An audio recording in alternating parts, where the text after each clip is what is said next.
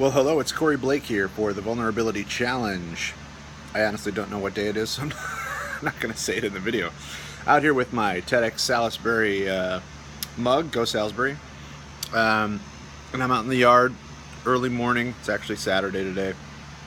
Last night, Dawn and I went to the Beyonce concert at Soldier Field, and we did have a blast, of course. I mean, you can't not have a blast at a Beyonce concert. I think my favorite part was before the concert started, between the opening act and when she went on to perform.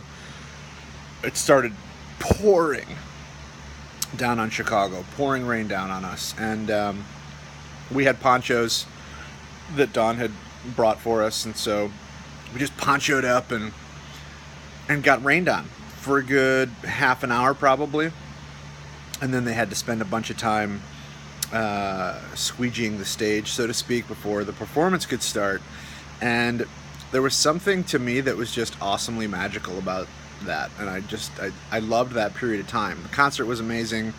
I will say I was really triggered by some younger people in front of us. You know, these were not inexpensive seats, and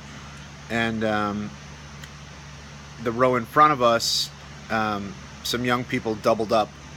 They obviously had seats elsewhere. That's how they got in the section or something, but they doubled up, and so there were, like, I don't know, 6 of them where there were only 3 seats or something like that. And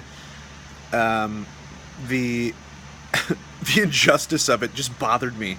I'm such a rule follower that the idea of me doing that would, like, is so far from reality, that I don't think it had anything to do with them. It was just, you know, how would I feel about myself if I was doing that? And it wasn't just the cheating of being in seats they didn't pay for. It was the obnoxiousness, the lack of awareness of anyone else around them.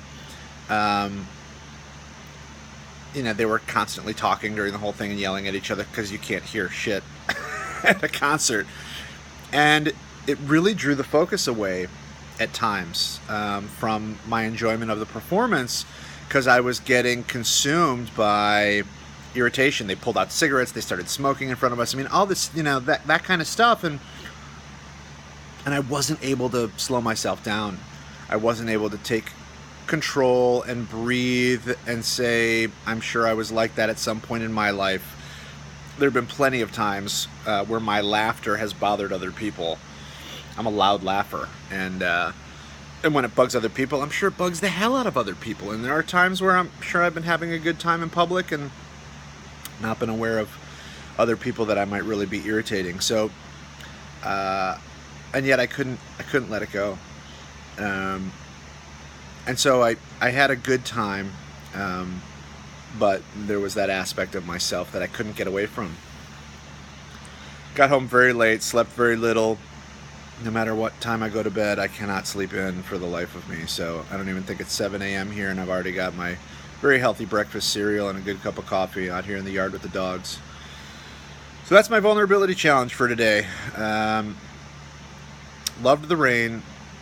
Beyonce was fantastic, but I was not able to be totally present for the show, which is a shame. Something I want to continue to do a better job at getting myself around, getting my hands around, managing myself when something's happening that I disagree with. Far from the end of the world. White people problems, I guess. I don't know.